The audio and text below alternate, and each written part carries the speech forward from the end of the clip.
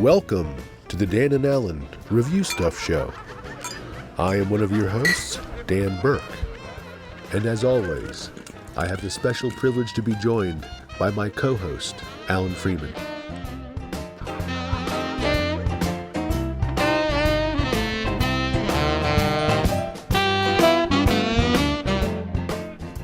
Alan, how are you? Not good, Dan. I have crazy news. I've been drafted. Drafted? What? In the Army? Yeah, I report for active duty in 1 hour. How can that be? You are way too old. It has to be a mix-up. Will you go with me to the base? Maybe we can make a show out of it. Sure, let's go now. Alan and I are arriving at the military base. We are making our way to building 20C, evidently, for Alan's physical exam. I think this is the right building. In here, maybe. As all gentlemen, wie geht's? I am Professor Willi Goofenstrasser. Well, come in. It's Andy, ladies and gentlemen, our prime candidate for our experiment today. Please, follow me. Wait, I'm Alan, not Andy. Dan, tell them who I am. Listeners, we are in a large room. 20 men in uniforms are in the upper gallery watching us. Alan has just been grabbed by 4 large men and is now being led to a large laboratory table. They are buckling him into what looks to be a large coffin-shaped device. This should be interesting. Hold on, fellas. You've got the wrong guy. Hey, that strap's a little tight. I was just here to... Now, don't worry a bit, Mr. Johnson. It is true that this untested experimental procedure is very painful and could possibly kill you. But on the upside, it is quick, and if it works, it will turn you into the world's first super soldier. Thank you, ladies and gentlemen. Mr. Johnson, prepare yourself. You will become a new man. A first of many. If it works, how many people has this been tested on? You, Andy, are the first. Okay, let's power up the electrodes. Fascinating, dear listeners. They don't seem to notice Alan is not their probably much younger volunteer. Maybe the lighting is bad in here. The team of scientists have turned on a huge machine, and they are now sealing the lid around what looks to be a giant coffin metal device.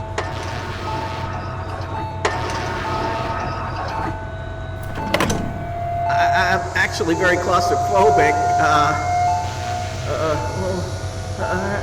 I have a dental appointment I need to get to. These straps are too tight. Can I visit your restroom? Please, calm down, Andy. First, we must make the connections. We will be pumping 3,000 gigawatts directly into the super box. Wait! Something's clamping to my testicles. Yeah, the machine is working. Okay, start the right array at 10% power. The large machines are glowing red hot and hooked evidently to Alan's balls. They are getting louder. Alan seems to be doing fine. Mama, get me out. 20% weitere power. The room is filling with light and smoke, and huge electric sparks are flying around. Alan, can you hear me? How do you feel? Out of here! My balls are burning. I think I left the stove on at home. Must be on my way. Oh, wow. I'm thirsty, hungry, and sweaty. Oh, no. Turn up the machine to 70% power. Now 100% weitere power. The smoke is filling the room. I can't see anything.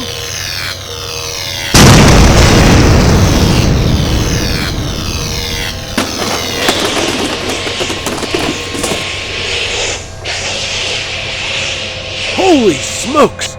The entire machine just exploded. Fire, smoke. But the massive metal pod that is holding Alan is opening. Wow. This is amazing. I can see him through the smoke. Is that really Alan? I can't believe my eyes. Alan must be almost 2 feet taller, covered in muscles like a superhero. Wavy blonde hair. Wow. He is alive! Friends at home, Alan is huge. He has muscles on his muscles. His arms are massive. He looks super strong. Alan, are you okay? I'm okay. Alive. Wow, your voice is exactly the same. I thought that is a surprise.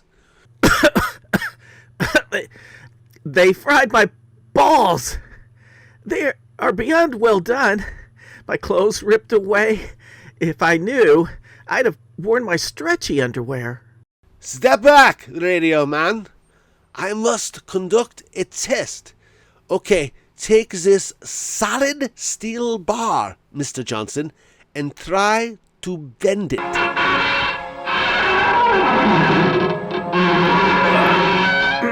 That was pretty easy.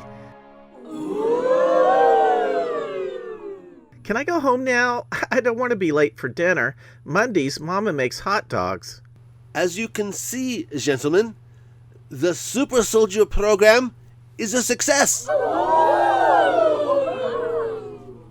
Folks, Alan is out of his restraints, and he has put on Army-issued BVDs, and he has just bent a steel bar like it was straw. I want to go home. Home? Oh, no. You see, you are now Captain America.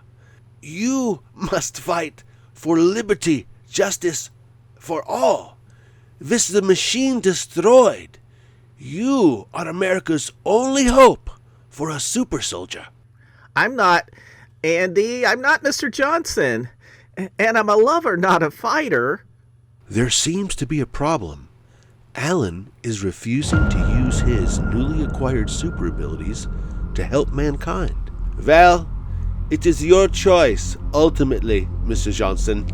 You can serve your country fighting on the front lines, or you can return to your civilian life. The choice is yours. Is this the exit? Okay, see you later. Guards, stop him!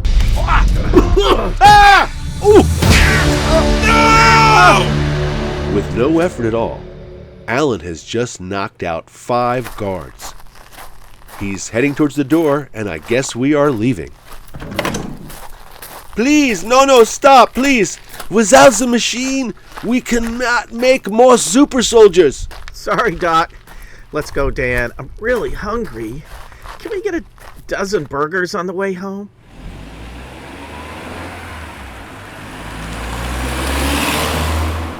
So, listeners, it seems the experiment did create a super soldier, but the project still failed because it was Alan.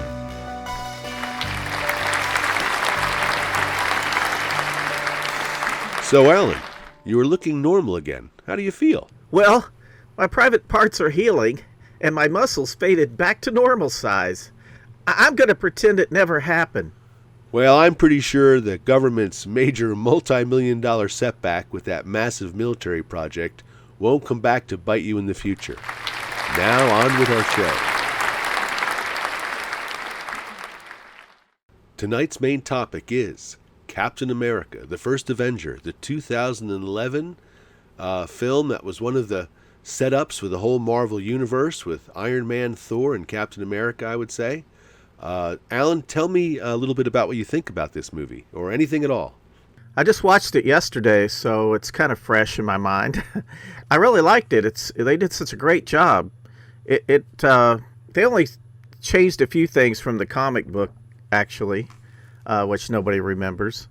But I thought Chris Evans, I thought he did a really, really good job.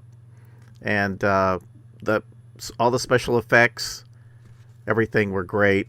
I thought Chris Evans was really great too. He plays the part with a lot of sincerity. He really brings a lot to this role as Captain America, and they wrote it so he's really sincere. So tell the audience the setup. It's 1941. The world is at war with Germany, Japan, Russia at first. Steve Rogers, played by Chris Evans, wants to do his part and join America's armed forces, which he keeps trying to apply, but he keeps getting 4F because he's so tiny. He's got other problems, health problems. Oh, asthma. So they kept rejecting him because of those things. And finally, a scientist sees him and decides he's the one they want for their experimental program with the super serum to create a super soldier. And in fact, I think they were going to create a whole lot of super soldiers. That was the original idea. And so he eventually joins forces with Bucky Barnes, played by Sebastian Stan, and Peggy Carter, played by Haley Atwell. And he ends up leading the fight against the Nazi-backed Hydra organization. And Hydra were created by Marvel. It's sort of a pseudo-Nazi group that in the movie, the leader of Hydra was a Nazi, but he has such aspirations that he is going to even go against the Nazis and even attack Berlin. So there you go. It's really well done. It is really well done. I really like the villain, the Red Skull, right out of the comic books. He's great. I love Hydra, the secret Nazi organization that is, cut off one, two more will take its place idea. Always love that in the comic books. And when this movie first came out, one of the most notable things about it was the cool shrinking technology they use on Captain America. So in the first part of the movie, he's really small and tiny, Chris Evans. And then later, he's like 2 feet taller and, all jacked. And so they do a lot of work making that look really believable. Him as like a 5'2" shrimp with his head glued on. And then later he's, back to himself. But I think that was one of the cool things about the movie is how well they done that Steve Rogers shrinking technology. What'd you think of that? Yes. This guy named Leander Denny, he played the thin Chris Evans body, skinny Steve Rogers. And he was also portrayed Barman, who was another character in the movie. Really? That's interesting. Cool. I thought that it was so seamlessly done. One of the things about the movie, you know how after you watch a movie, you go, no, wait a minute.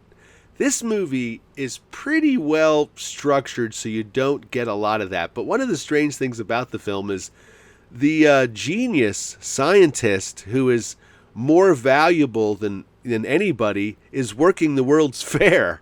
And so when Chris Evans comes in to, try to get into the Army for the 5th time that month, they've got this $1 million guy who they can't have assassinated because he's the only one who understands Vita rays. He's working the booth at the World's Fair. So that's absolutely insane.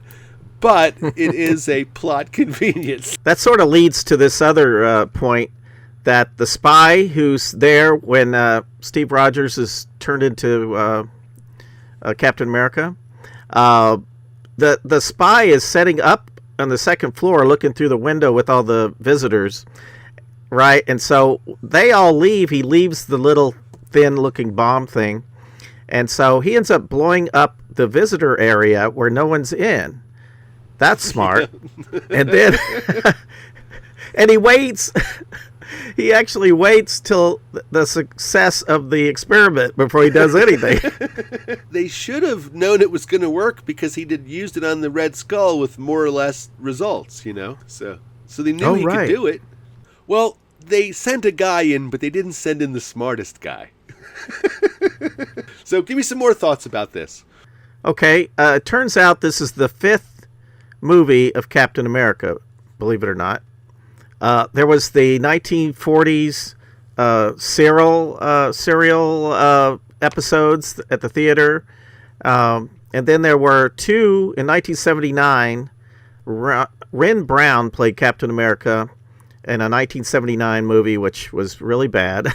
And they actually made two the same year. They did Captain America Death Too Soon. And then I think it was 1990, Matt Salinger played Captain America. And do you know that he had a cameo in this, the First Avenger movie? You won't notice because he was sitting next to Stan Lee when Stan Lee had his little moment as the general. And Ren Brown was the one that was sitting next to him. It was cameo day on the set. They worked everybody right. in that day. Exactly. And my notes, it said Matt Salinger asked to have a cameo. They didn't say if he got it or not. I was just going to say that there were a lot of people on IMDb, and they were like picking apart all the stuff that was used, supposed to be 1940s, but medals and different guns and different things they kept finding were from the 60s and the 80s. It's hard to be accurate. Yeah, it is hard to be accurate. Superhero movies can get really goofy really fast, and we've seen that especially with the old Captain America movies, how goofy they can be. Spider-Man can be really goofy really fast because it's about a guy in pajamas.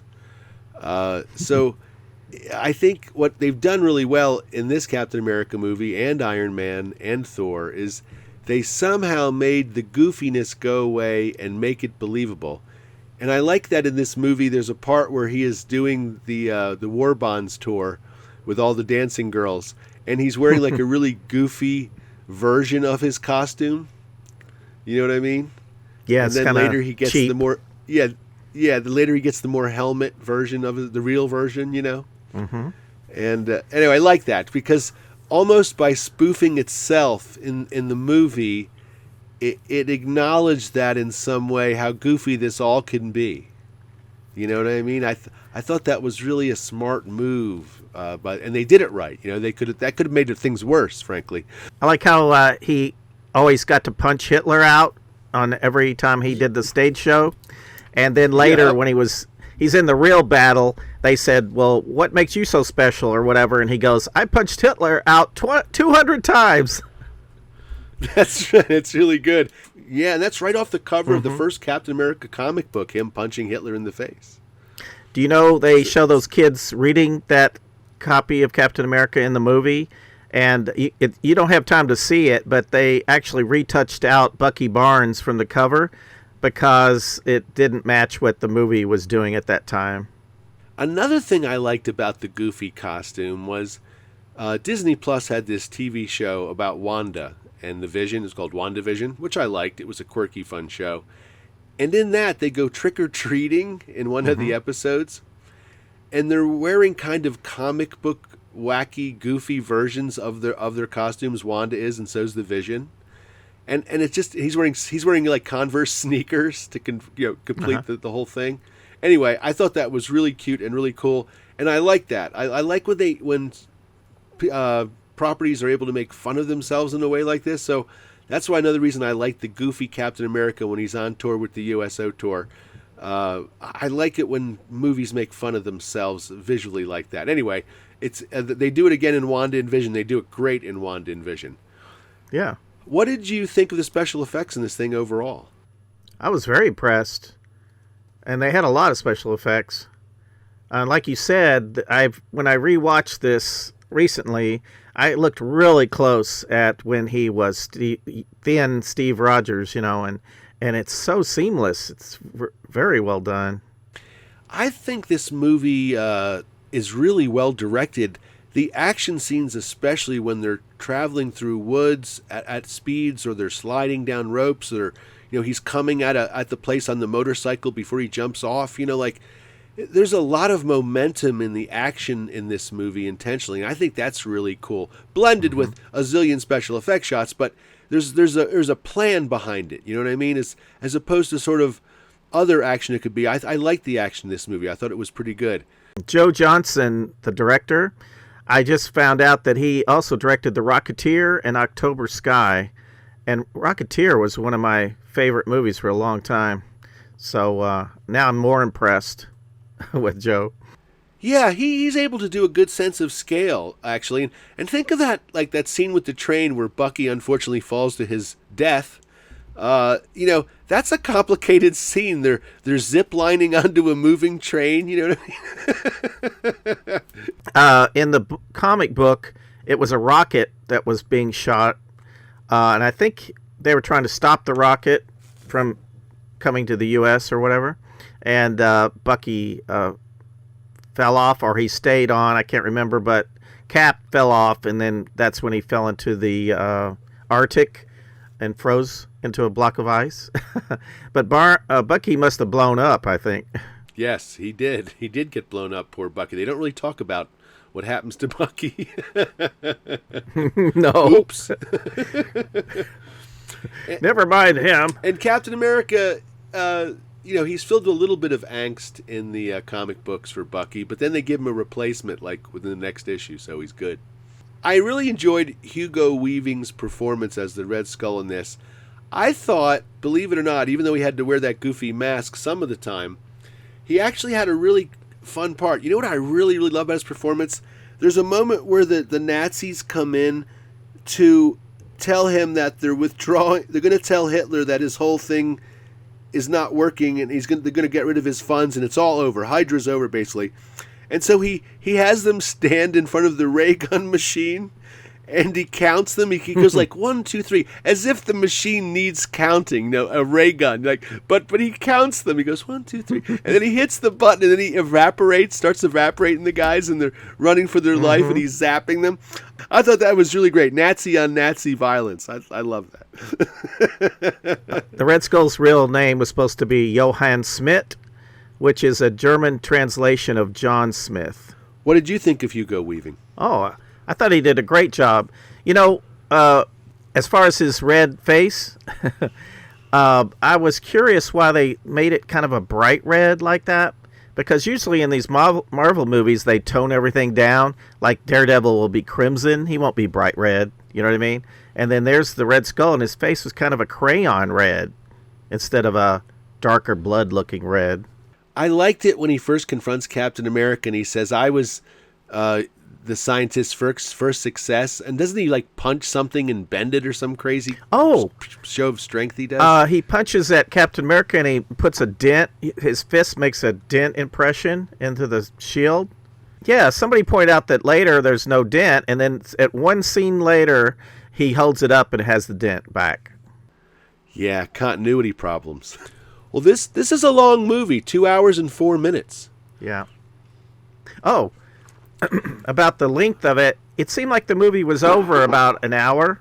Into an hour, Cap goes on his mission, and he's successful, and he saves all the soldiers. It's like, da-da-da, and then there's another hour to go.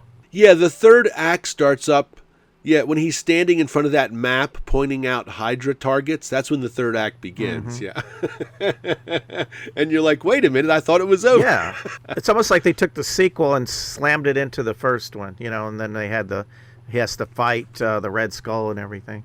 For every little kid that's been small, and that's everybody on Earth, the dream of becoming big and strong is what Captain America is all about. And I have to say, the transformation scene, the big Art Deco capsule that they put him into that wraps around him that looks like it's a combination of 50s technology and something else, I thought that was so well realized. I mean, it could have been super goofy and poorly done, but he comes out of that thing, the smoke, the gas. Where does that come from?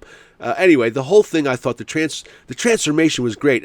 And I think she does this spontaneously. Who knows? Probably written in the script. I like when she touches him like she can't believe it's real.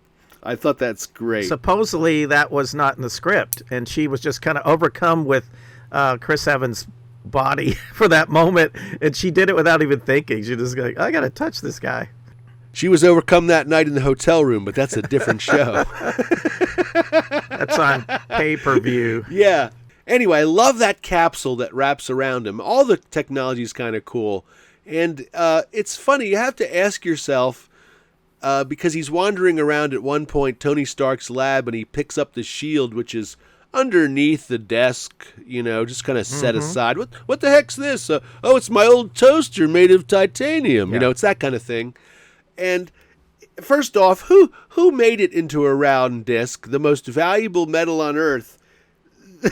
Some guy said, let's make it into a disc. And then after they did it, they said, not really much interested in this shield. So they stick it on the lower shelf like an old DVD you don't care about, It's also the only amount of that verbatim or whatever in the world, he said. It was like, this is it, all we have. And they slide it under the desk.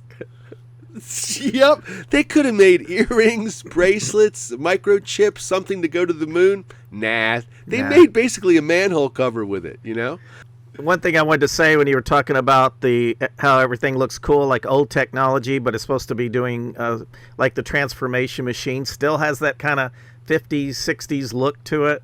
Well, I just realized watching this movie that there's like a movie code that everything can look 50s or even modern.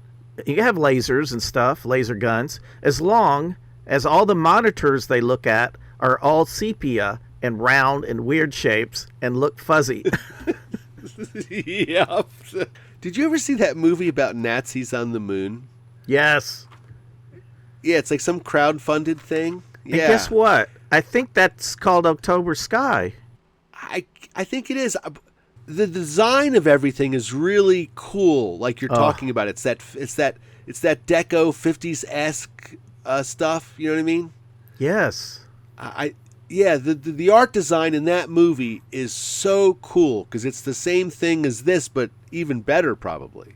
So the Nazis all go to the moon and just start their own city, and it's all It's ridiculous. I don't think they ever made a sequel, did they? But at the end of October Sky, they show Hitler on a dinosaur, and it's like suggesting a sequel. Anyway. I'm not going to pick this movie apart because I want to say right off the bat, I give this movie a 9 out of 10. I thought it achieved what it wanted to do. I liked it. I think it was a little overly long, but overall, this is a great, great movie. What did you think? I'm going to have to give it a 10 because I actually couldn't find anything wrong either. It's very entertaining. And sure, there were a lot of other Marvel movies after this, so you kind of want to, you kind of forget about it. But when I just rewatched it, I'm like, oh my God, it's got everything in one movie. The sub that the spy jumps into and the lid comes down. That lid coming down looks extremely flimsy to me and silly. It's on a hinge. Like he would drown in like a split second in that thing. But once they switch to the digital sub, it's all good. Mm-hmm. I've seen movies where they go, don't let the guy in, and they hold the door, and you see the whole wall is moving. The whole wall is shaking. It's cardboard. And and a lot of times when they make a movie, they only build just like the cockpit or the doorway to the thing, and then everything else is CG or green screened around it, which is normal. You can't be building giant temples and stuff. Here's my fact I found about the submarine scene. The actor who is he jumps in the cockpit, and then Captain America dives down in the water and busts the canopy open and pulls the guy out, right? Well, there's two things. Right. One thing was that he throws him out. He throws the guy out of the water, and then he climbs out. Neither one of them are wet. The other thing is the actor who played that, they had to have him submerged underwater for him to pull him out. And the guy was scared of drowning, agoraphobia, and so they could only do it like I would be too. They could only do like 1 or 2 takes, and the guy's like, "I'm done, I'm out of here." I'm with them. No thanks. Too much goes wrong in movies. We're gonna sink you in this car in the lake. You'll be fine. No way. Mm-hmm. Right. Yeah, that's fun. That chase through the city is fun there as he's running down the spy. I like that a lot. Yeah. They had a professional athlete do the running for those. Yeah. Did they? It wasn't even him. Wow. No. He was in his trailer having a hamburger or something. I always enjoy watching how movies are made. And so I'm always cognitive of like what we're just talking about, where reality ends, or is that cockpit part of the real ship? Did they build a ship? You know what I mean? That kind of thing. Mm-hmm. Not to call back to one of our old shows, but I love to do that. Planet of the Apes. That they just build that cockpit going the one way for the one shot of Heston there smoking at the console. There's no other shot but the one way. And then when the thing crashes, all they show you is them jumping out of a so-called ship onto rafts. All they built was the top needle part of the ship. There was no interior of anything, and so it's all fake. You know what I mean? So I love when they create those kind of illusions like that. Anyway, so this movie, though, is pretty much because of computer graphics. It's a CG fest. Everything is. The budget was $140 million, and they made $65 million on opening weekend. Eventually, they made, in the U.S., $176 million. Worldwide, $370.6 million. That's pretty good, but that's not the billion-dollar blockbuster things like, what was it, Black Panther did and stuff, Oh. That's a third of Black Panther. That's crazy that Black Panther did so much more. Wow. Yeah. Wow, and this is a much better movie than Black Panther. Well, yeah. When I watched all the credits this time, and I was looking for a mention of Joe Simon and Jack Kirby, who originally, created Captain America. It's not until almost the very, very last thing, and it's tiny, and it says based on Captain America by Joe Simon and Jack Kirby. Yeah, that's a sad thing. Mm-hmm. I think if you're looking for credit in this life, you better look elsewhere. Tell me how much you think Chris Evans was paid to do this movie. Ooh, that's a great question. I'm going to guess with $1.2 million. 300,000. Oh my heavens! You're kidding me. Yeah. And they're selling action figures right now of him. Oh my Lord. Well, I hope he renegotiated a sweeter deal for the other movies. Oh yeah. Right. That's probably why they got rid of him. He got too expensive. Him and Robert Downey, they said, let's hire somebody else. These guys are expensive. They did ask Joe Simon to, who's co-created Captain America. They asked him to do a cameo. Evidently, he turned it down. I don't blame him. In his life, Captain America was not a good story. We're not going to go down that road today, but it wasn't a good thing for those creators. Mm-hmm. Okay, that was Captain America, and I just want to go off on something else to chat about for a few minutes. Sure. And that is the HBO series Peacemaker. Oh, yeah. Finally got to see Peacemaker on Alan's recommendation. And man, what a show it is. I thought it was so interesting. I went in with such different kind of expectations, but I was never let down by the show at all.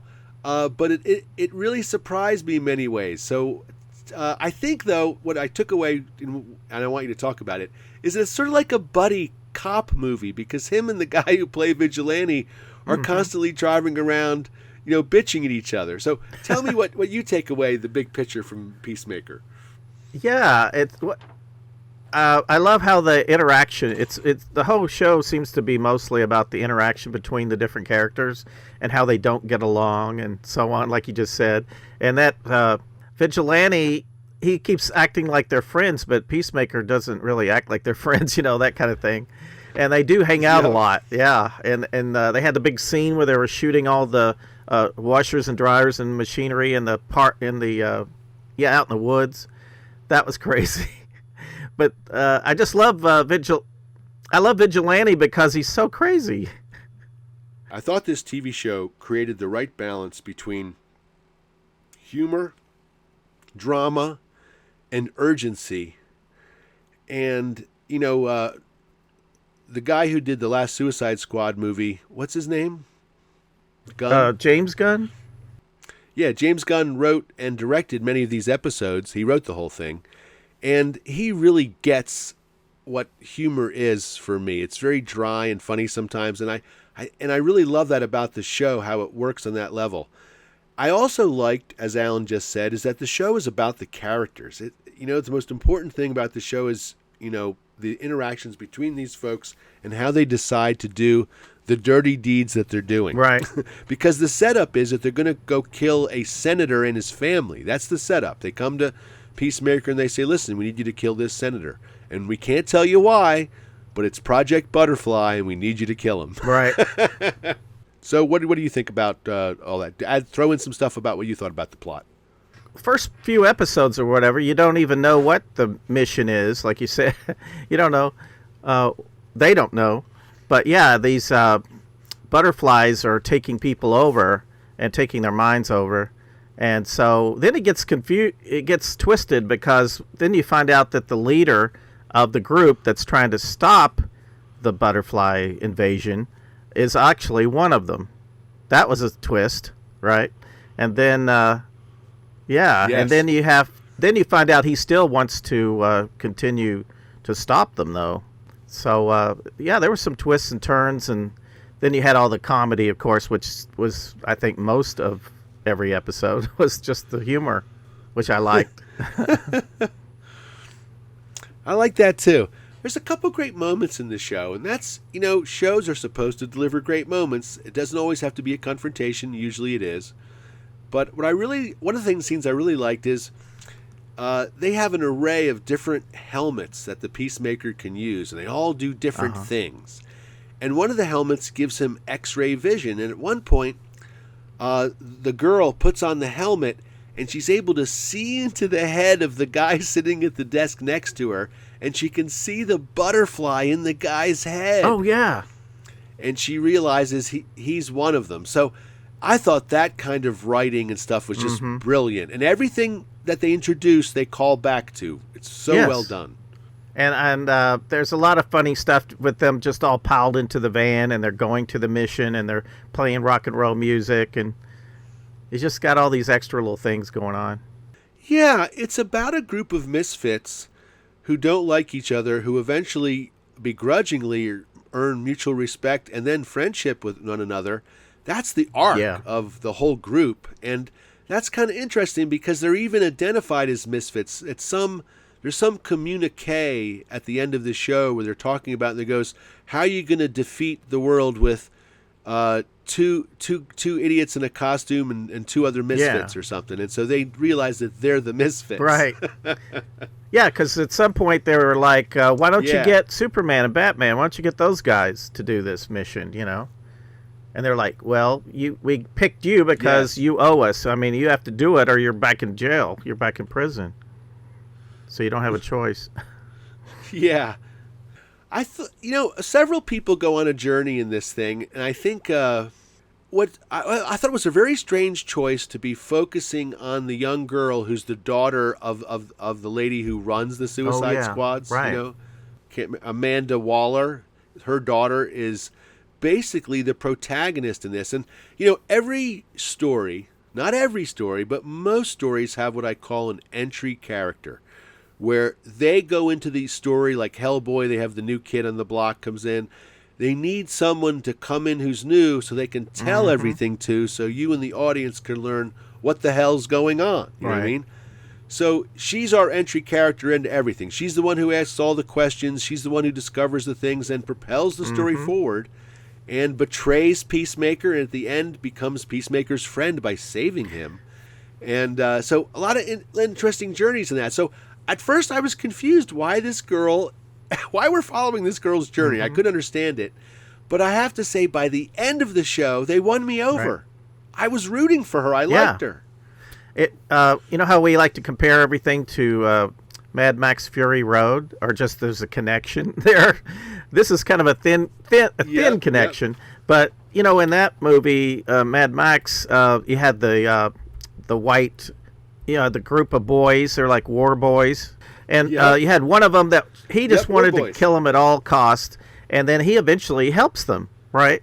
And that's what they did in this Peacemaker, where she is forced to plant the evidence against Peacemaker in his trailer, right? But then she's later, like you said, she makes a turnaround and she saves him, she was such a surprise for me. She's dressed in basically mall shopping clothes. And part of the fun of superhero shows is the crazy costumes and over the top villains, which this show gives us. Boy, it gives us to us. So I'm like, I wasn't interested in her, but she really, goes through a journey. It didn't seem that contrived as most things do, because once everybody starts getting killed at the end of the thing, she's like, man, if I don't step in now, like, it's even going to get worse, So I thought that was great when she runs in with the two guns blazing and she's blasting everybody. It's so good. The guy who's like the tech guy, he looks like he's 40 years old, has the goatee. Yep. Well, he's also he keeps acting like, well, I can only do this. I can't come out of the trailer and actually help you, But he ends up doing that. Eventually he goes out and tries to help them physically, In the plot of the show, he actually saves their lives 3 times. If not for him, they die. So it's crazy. It's like the least of the team is the one who at the very last minute, when it seems like all the chips are down, he shows up with the chainsaw and takes out the gorilla. You know what I mean? Like, it is wild stuff. Yeah, so it's cool how he's written. Everybody gets their moment. Everybody gets a little bit of a story, and probably the person who went through the least changes is the blonde secret agent lady, because the only thing she does is hold hands with Peacemaker at the end after she was basically rejecting him constantly through the whole show. She has no arc. She's a badass when she begins. She's just an injured badass at the end. But she's so good to look at. She was great. I loved her. Written well. Yeah, she's the badass on the team, Yeah. And James Gunn is not against killing the main characters off. So halfway through the thing, the leader of the secret agents, they kill him. And so it's interesting what the hell happens next. Yeah, and when the butterflies start taking over the people and they take over the whole police station. Oh yeah. They fly in with the girl. That is a wonderful, fantastic scene. Like, it's in some respects, because he did horror movies, James Gunn gets that horror vibe thing, And that was scary as hell when they went into the station. And it's so cool because a lot of this television show takes its cues from Invasion of the Body Snatchers. Yes. Day of the Triffids, things like that. Like, it's basically that plot grafted onto this butterfly thing. So for those who don't know, and we don't care if you don't know, at the end they kill the giant, I guess, caterpillar type thing that is producing the substance that keeps these aliens alive, and Peacemaker decides not to join the aliens in their takeover of the world in order to save it. He decides to kill the aliens, and that's what he does. And that was wild, because you weren't sure what choice he was going to make. Yeah, that was a nice twist to give him. It's like you've got some creatures that look like they're evil and they're going to take over the world, and then they go, wait a minute, no, not really. We're really here to save the world. And he's like, oh, screw that. I'm not buying it. Yeah, screw that. Yeah. They don't pull any punches with the flashbacks of Peacemaker's life. It's shown that he accidentally kills his brother due to his dad's negligence. And his father keeps verbally blaming Peacemaker for it forever, even though it's the dad's negligence. And that was rough.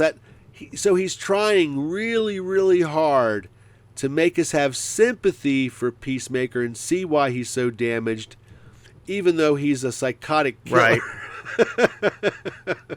Basically. Right. And yeah, the confrontations in this are great. They're so funny. I like when the leader of the secret agent group comes to Peacemaker when he fails to kill the congressman and the family, and he says to him, what we need on this team is a killer. Are you a killer? He goes, did you just freeze, or is this a whole new thing for you, a conscience, And he's like, no, man, I'm just not killing kids without a reason. That's how that went down. But Vigilante hilariously has no qualms. He says, hey, buddy, just move over for a second. And he picks up the high-powered rifle and starts blowing people away. I guess he's like the Punisher, right? Is he like the Punisher character? Similar? Yeah, wonderful balance of the comedy and dark comedy for sure and everything. So really fun. Yeah. I think it's the first or second episode, maybe the second. Peacemaker has to escape from a hotel that's being surrounded by the police, and usually in television or superhero movies, the hero just seems to disappear. He seems to melt. If he's on the 50th floor of a skyscraper and he says adios, he just seems to disappear into a shadow and he's good. Yeah, you know what I right. mean? But in this one, we see the Peacemaker painfully trying to escape from this hotel. So he's jumping from balcony to balcony, and every time he jumps, he hurts Right. himself. He's like, oh, slam.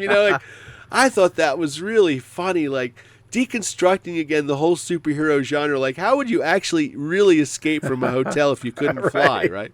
And they're hiding in a tree at one point, and the guy just falls. And what else did you think about the Peacemaker show that you took away I from can't it that you wait to enjoyed? see more, and they are going to have a second season, thank goodness. So I just love everything about it, but it reminds me in ways of James Gunn's, Guardians of the Galaxy, which I love those movies. I can't get enough. Me too. I guess the third Guardians of the Galaxy movie is coming, right? They're filming it? Yeah, it's going to be a while, or but something? yeah, I think they are working on it. Well, I'd like to thank everybody for stopping in today at the Alan and Dan Review Stuff Show.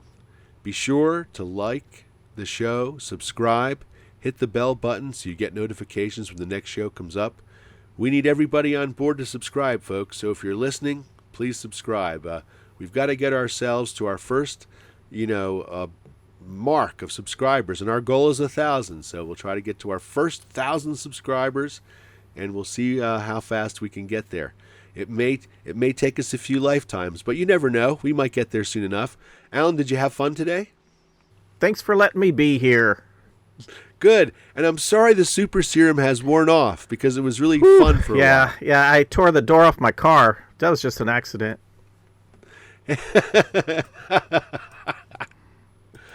Everybody have a great day. We'll see you next time.